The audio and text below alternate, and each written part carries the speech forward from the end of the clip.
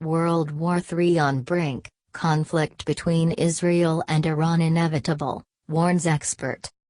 A full-blown conflict between Iran and Israel is inevitable according to a leading Middle East expert, who claim now Iran is rebuilding its nuclear infrastructure. A war cannot be avoided.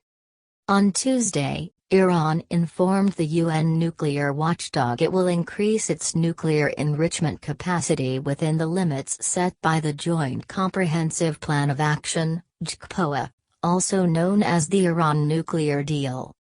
Israeli Prime Minister Benjamin Netanyahu is currently on a 3-day trip to Europe, with the aim of urging European signatories to dismiss the JCPOA, as he claims that Tehran's threats to increase uranium enrichment showed the country still plans to destroy Israel.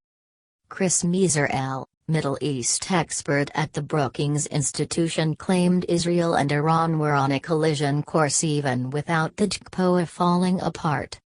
He said, "Now that Iran is rebuilding its nuclear infrastructure, it's difficult to see how conflict can be avoided.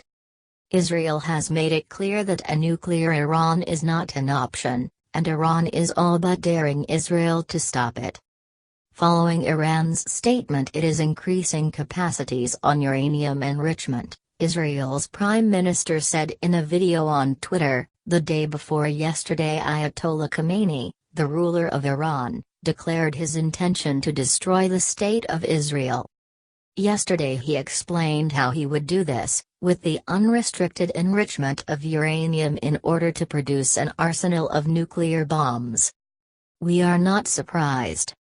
We will not allow Iran to obtain nuclear weapons." According to the Iran deal, which was signed by the Obama administration, China, France, Germany, Russia and the UK in 2015, Tehran has promised to curb its nuclear advancements in exchange for lifted economic sanctions. However, U.S. President Donald Trump decided to pull out of the deal, which he has previously described as the worst ever agreed, last month, causing turmoil around the world.